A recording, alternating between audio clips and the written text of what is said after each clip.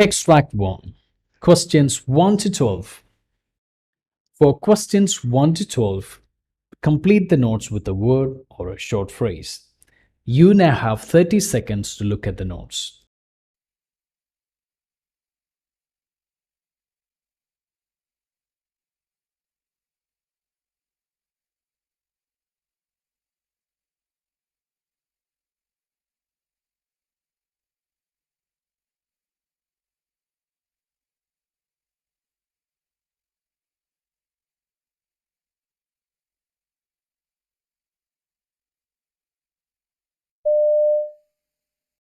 Morning, Sarah. I'm Dr. Neil Strathmore. I'm a cardiologist, and you've been referred here from the Royal Children's Hospital for some further follow-up. So why don't you tell me a bit about yourself and what's been happening to you? Well, I was born with a congenital heart, and I've had surgery in 1991 to correct that. And I was also, a pacemaker was also put in, and I've been seeing my cardiologist at the Royal Children's Hospital since then, and now I've come here. So in 1991, how old were you? I was 6. And how old are you now? I'm 23. And so you obviously don't remember much about that, but what did your parents say was the problem with you when you had the surgery?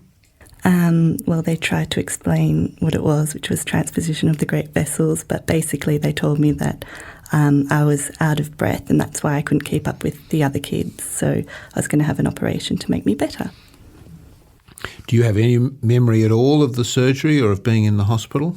Yes. I remember the nurses, and I remember the playroom, and I remember finding it really difficult to walk after the surgery. And so do you remember the fact that you weren't able to keep up with other children when you were little?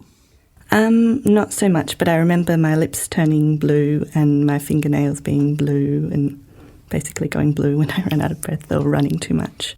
So after you'd had the surgery, did you only ever have one lot of surgery, or did you have to have repeated operations? It was just the one in 91. Good. And so after that, how did you get on in terms of your exercise capacity? I didn't start off doing too much, but then afterwards I had been doing ballet beforehand, so I continued on with that. And then I picked up some more dancing, and as I got fitter and older, I was doing that quite consistently. So during your teenage years, how fit were you? Fairly fit. I was doing about 5 hours of dance a week. So, gosh, that's quite a lot, really. That would be quite tiring. It was. And so have you kept that going since you've left school? I have, but definitely not as much because I've been busy with uni and things like that. So how fit are you now? Probably not as fit as I'd like to be, but I'm still taking classes and walking regularly. So do you have any symptoms? Do you have any shortness of breath?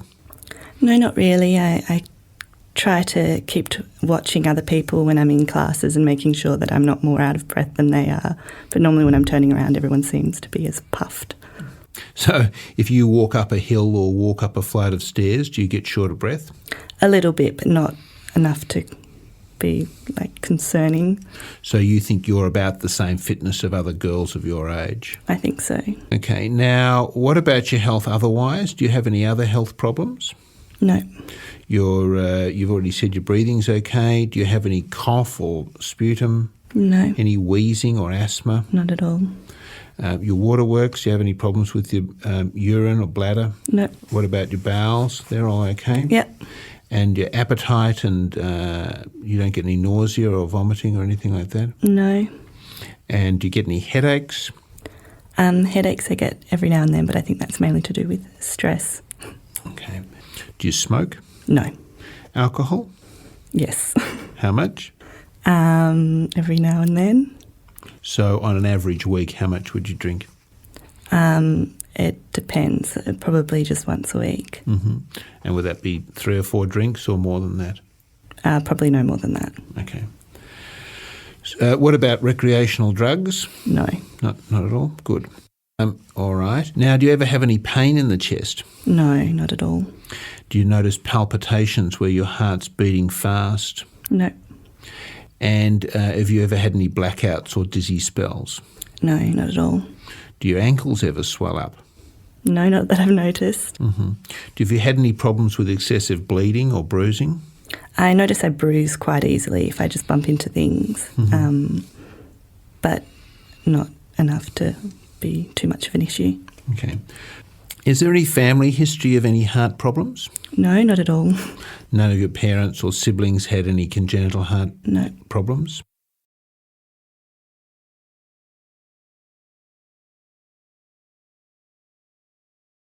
Extract 2. Questions 13 to 24.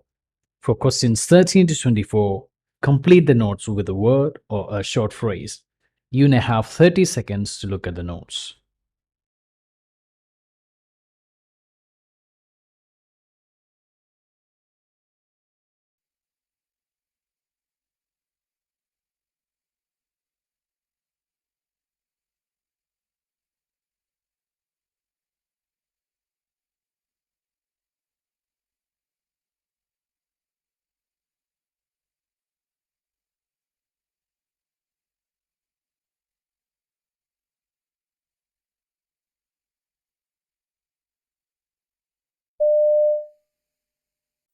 Hello there, my name's John and I'm going to be the doctor that's looking after you today. Hello, John. Nice to meet you. And thanks for seeing me today. How should I address you? Just please call me Kevin. Yeah, I'm here today because I had a bicycle accident on Sunday morning, and I was wondering if you could check me out. I've hurt my shoulder and my wrist, and I'm just a bit concerned about it. Okay, Kevin, this is the first time that we've met, I believe. Yes. Can you tell me a little bit about yourself? Well, I'm 53 years old.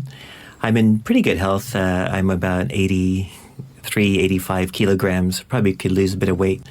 My cholesterol's at lower than average levels by far. And what about your blood pressure? Is somebody checking that regularly? Yes, again, fine.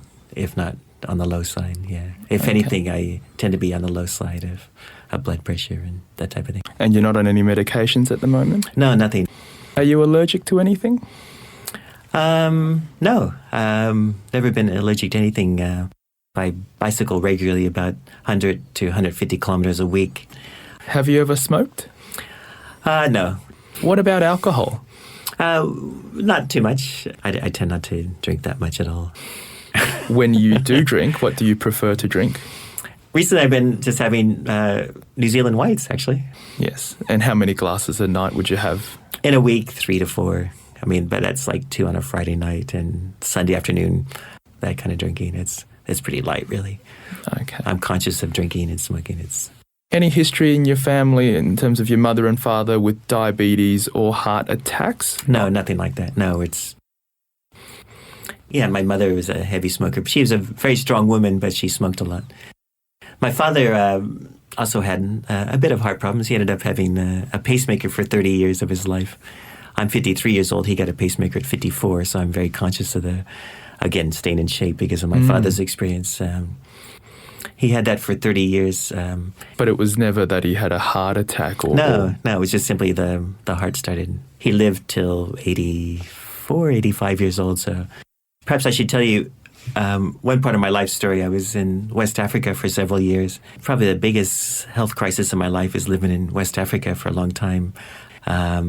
Have a lot of stomach problems, problems with giardia, malaria, and actually amoebic dysentery. Those infections brought my weight down to about 60 kilograms, so just terrible, if you will, diarrhea constantly. Yeah, and I imagine that you would have required medical treatment for your various conditions as well. Did you spend any time in hospital? So we used to go to the local embassy and get treated by embassy medical staff. At the time, we were getting 500 milligrams of the anti-malaria medicine chloroquine, and then we had various antivirals and shots, but pretty minimal medical care, to be honest. Yeah, but since then, I've been fine, actually. I've been here in Australia about 20 years and was originally born and raised in the States. I see. Can you tell me more about the accident? Yes. Just recently, I went over the top of a friend I was bicycling with, went over the top of him and ended up just smashing myself on the asphalt. And I hurt my shoulder. Yeah, it's terrible. To be honest, he wasn't paying attention. We had just stopped and they were just getting going again. It was Sunday morning. He slammed on his brakes and then I went over the top of him and then into the traffic. And luckily, I pushed both of us out of the way before a car came roaring past. And Wow, that sounds like quite a large accident. Everybody managed to walk away from it okay? yeah, we were laughing about it, you know. You didn't need to call the ambulance or go to hospital for anything at the time? No, we didn't even think about it. It was, again, we were laughing about it and went to the coffee shop. It was only, you know, as I came home and after the coming home and resting for a while, I realized I was in more pain than normal, if you will. How long before the pain started to come on? Right after having coffee, to be honest. I think the adrenaline went down and just coming home and finally kind of reflecting on the whole thing. After the accident, as you know, bicycles have...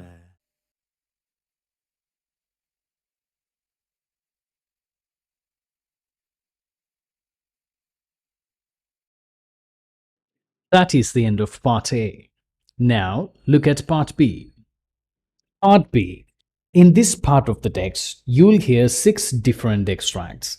In each extract, you'll hear people talking in different healthcare settings. For questions 25 to 30, choose the answer A, B, or C, which fits best according to what you hear. You'll have time to read each question before you listen. Complete your answers as you listen. Now, look at question 25. Now, read the question.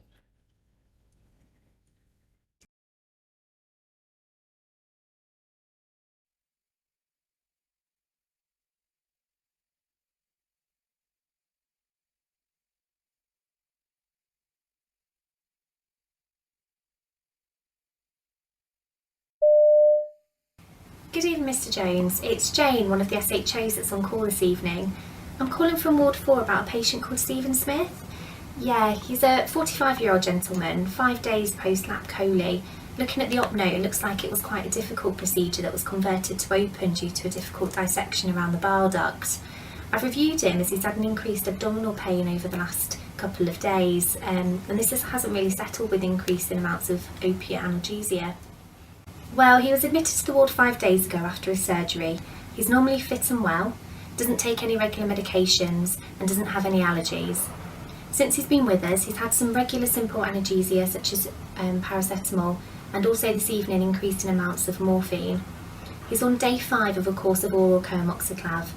Looking at his bloods, his white cells and CRP are showing an upward trend over the past 3 days.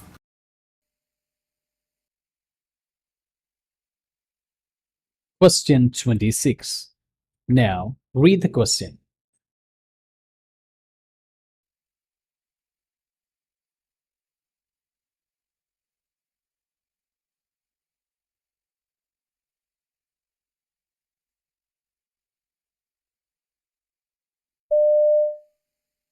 This is Mr. Gervais. He's a 79-year-old gentleman. He's had general malaise over the past few months, increasingly short of breath over the past few weeks, was extremely short of breath today. 911 was called.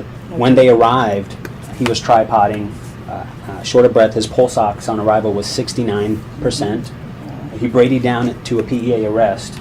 They did 2 rounds of CPR, and there was a return of pulses in 8 minutes.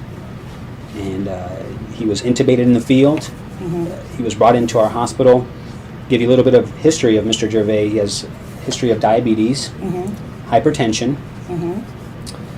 He had thyroid cancer back in 2006, which was, his thyroid was removed, and also received a local radiation then. He has an allergy to penicillin. And he's currently on a hypothermia protocol post-PEA arrest. Okay.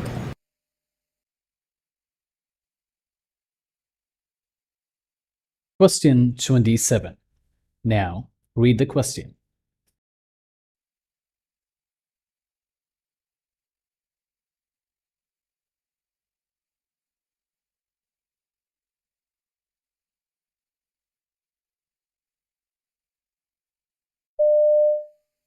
Margot, my shift is coming to a close and it's time for bedside report. This is your new nurse, Patty. She's a great nurse. I'm leaving you in very experienced hands. And this is Audrey, Margot's daughter. Hi, nice to meet you both. I'm replacing Sandy and I'll be with you till 7 a.m. We're going to start report now, so feel free to add any information or ask any questions. Margot Carley is a 56-year-old that came through the emergency department and admitted for pneumonia. Okay, Margot, can you please state your full name and date of birth? Sure, Margot Carley, 6/26 of 60. Thank you. Margot presented to the emergency department early this morning with difficulty breathing, cough, and chest pain. She had a room air oxygen saturation of 84%. She has a history of a recently treated pneumonia, and we are currently giving her IV antibiotics and IV steroids through a PICC line on her right side that was placed this morning.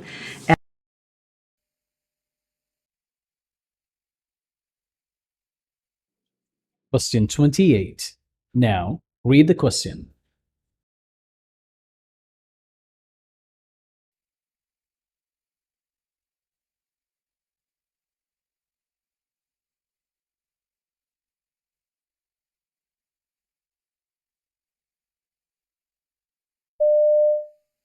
This is Mr. Gervais. He's a 79-year-old male with a history of thyroid carcinoma.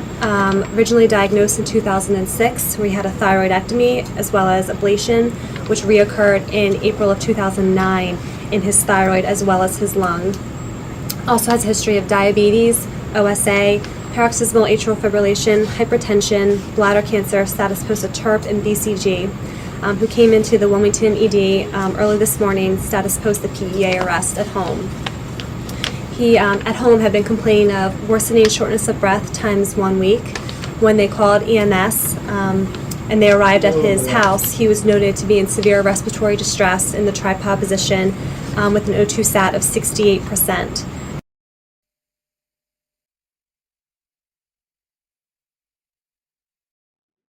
Question 29.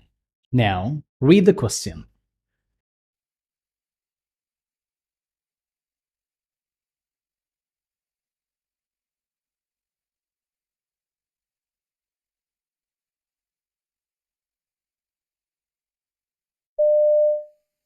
So Mrs. Jones had surgery on her back. Today is her 3rd day post-op. She's doing excellent. She's getting up with 1 assist, utilizing the walker, ambulating to the bathroom, and Dr. Fandaka was her physician. Where pain was pretty well controlled. Ranges up to a 7 at times, and taking 2 to 4 milligrams of dilaudid PO. And you feel like your pain is getting well controlled with the dilaudid? Awesome. Right. The last dose I gave was at 3:30, and she only took 2 milligrams, so she can have more at any time if needed. Tolerating her diet well. Do have the IV fluids running. Let's take a look at the pump together. Question 30. Now, read the question.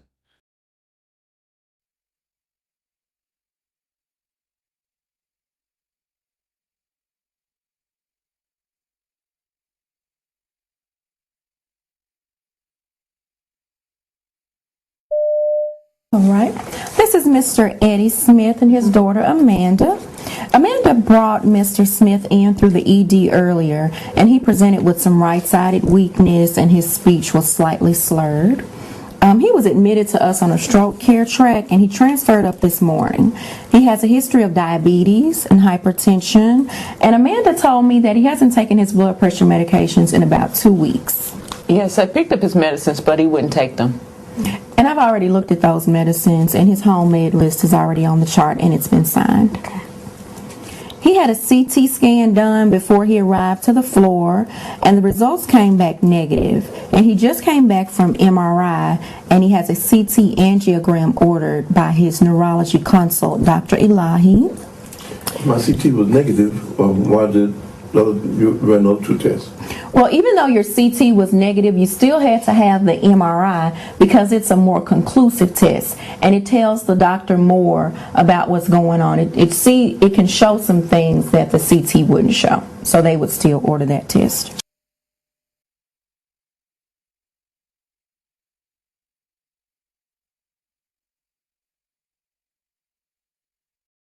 That is the end of Part B. Now, look at Part C. Part C. In this part of the text, you'll hear 2 different extracts.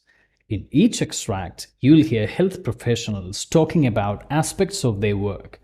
For questions 31 to 42, choose the answer A, B, or C, which fits best according to what you hear.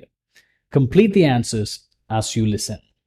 Now, look at Extract 1. Extract 1. Questions 31 to 36. You now have 90 seconds to read questions 31 to 36.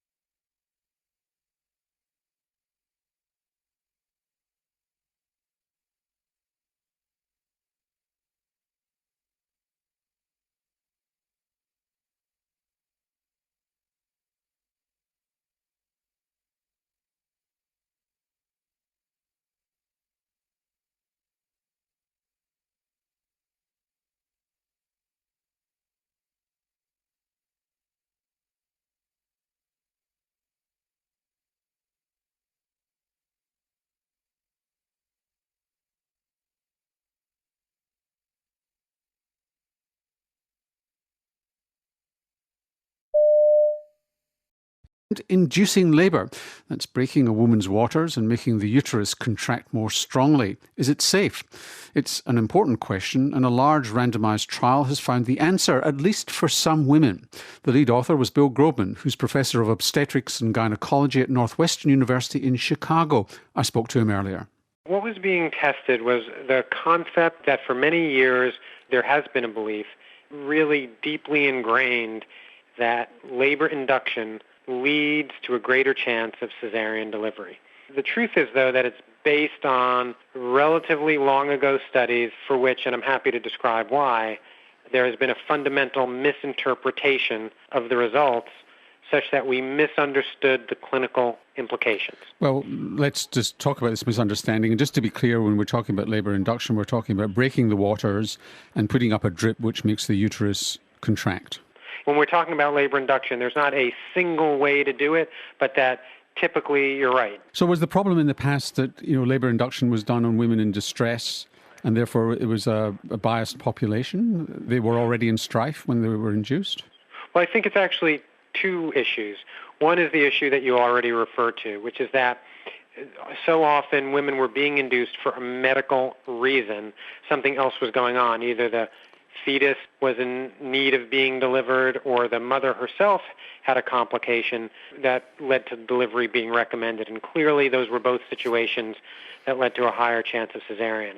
But the other really important thing was that the studies that were done, and when I say studies, I very much mean observational studies, not trials, but studies where people went back and looked at records of women who had delivered, were women who were being induced were compared to women in spontaneous labor at the exact same gestational age. And I think it is undeniable that if you make that comparison, that there's a greater chance of cesarean among women who were being induced than women in spontaneous labor at the exact same gestational age. Why is that? Well, I don't know why it necessarily is, but it just is. It's something that's observed, something that when people studied it, not with the clinical trial, but with observational data, that happened, and very consistently. But these are biased studies because they weren't randomised. Let me put it this way. Induction of labor is an option. I can choose to be induced or not to be induced. Spontaneous labor is not at the exact same day is not an option. Women may spontaneously have a labor, but also may not. They may not go into labor for another 2 weeks, and every week that goes by, the chance of cesarean increases. They may not go into labor and get to a point where induction of labor becomes recommended, but now it's an induction 1 or 2 or 3 weeks later. And so if you're making a clinical decision, and the clinical decision is, do I choose to be induced now or do I not? The alternative is not spontaneous labor on the same day. It's waiting. The alternative is waiting, which may end up in spontaneous labor, but may not, or may end up in spontaneous labor weeks later.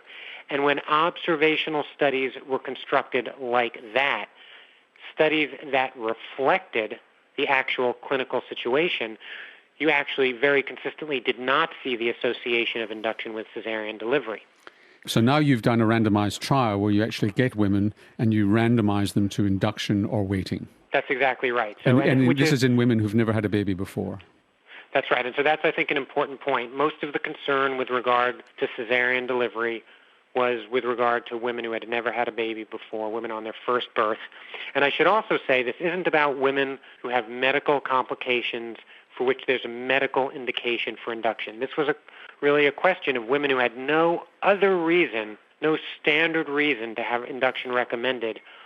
Was it indeed true that induction would lead to an increased risk of cesarean, or might it be, as the more recent observational studies suggested, that induction didn't increase or even decrease the chance of cesarean and maybe also improve the outcome of their baby? And sitting behind this is a concern about a high caesarean section rate, complications in second pregnancies. You're kind of condemning yourself or committing yourself to a second caesarean, and sometimes the babies don't do as well. I think what we would say is that, for any woman who desires a vaginal birth, that we want to do everything we can to try to optimize that chance. And clearly, if someone can have an uncomplicated vaginal birth versus an uncomplicated cesarean, both in terms of short-term complications and long-term complications, including complications for future pregnancies, it's preferable to have a vaginal birth. What we want to get rid of are unnecessary cesarean deliveries that would have potentially preventable, and the health of the mother and her child or children are preserved. Okay, so you took about 3,000 women, not a small study. Well, it's actually, 6,000 women. Yeah. 3,000 were assigned to labour induction at 39 weeks, and 3,000 waited to see whether they went into spontaneous labour, and they were low risk, as you said. And your outcome was mother's health, baby's health, and caesarean section. Is that right? Yeah, that's exactly right. It was 3,000 women in each group, low-risk nulliparous women or women on their first birth, randomized to induction at 39 weeks or expectant management or waiting. And not forever, because there's still an upper limit at which in the modern day is considered sort of acceptable practice, but till about 42 weeks would be the upper limit. What did you find? Well, what we found was that women who were randomized to labor induction had a significantly lower chance of cesarean delivery, so about a 15% relative risk decrease in cesarean delivery. Women who were randomized to induction of labor delivered babies who were significantly less likely to need extra respiratory support, like having a tube put down their throat to help them breathe or requiring high amounts of oxygen. Women who were induced had a lower chance of having high blood pressure problems at the end of their pregnancy, sometimes called preeclampsia.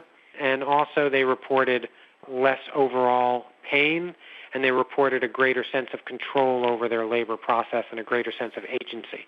Well, that sounds pretty impressive. We'll come back to the implications in a moment. But one of the risks here is you get the scent of the patient. Now look at Extract 2. Extract 2. Questions 37 to 42. You now have 90 seconds to read questions 37 to 42.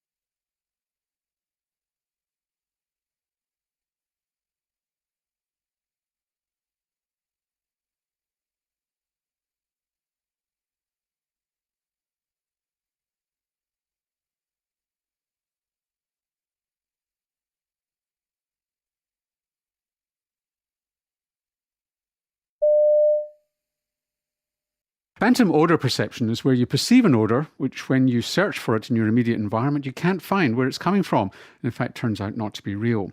Here's Serge Negus, who's a producer at Triple J, telling James Bullen of the Health Report about his experience.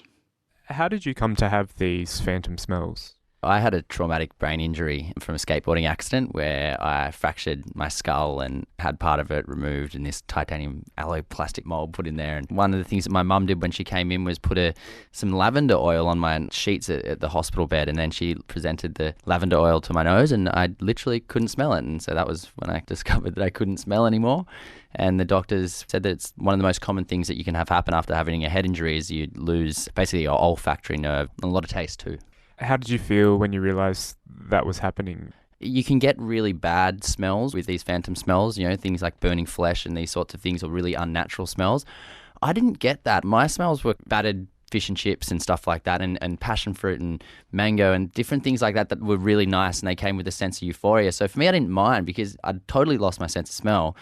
So having these kind of phantom smells for me actually worked out, but I know that for some people it can be the opposite, and they can have smells that really are quite intense and very dark, and so people actually try and figure out ways of getting rid of their phantosmia, which I don't even know if it's possible. Apparently some people have tried to have their olfactories removed completely to try and stop it, but I don't know if it even works. The science around it, it's not that strong, I believe. But my experience of phantosmia has been quite positive. And do you ever get the bad smells, or has it pretty much been good for you? The only time I've ever had slightly bad smells have been smells that I literally couldn't describe to you. They're so unnatural. They come from such a weird place that because my brain's creating them basically, that I'm confused by them. I'm like, what even is that? That's a smell that I've never even smelled before, obviously, because if my brain's creating this fake smell. But no, I've never had any of the bad ones. The worst thing I've had, which I actually kind of liked, was the smell of fresh cow manure.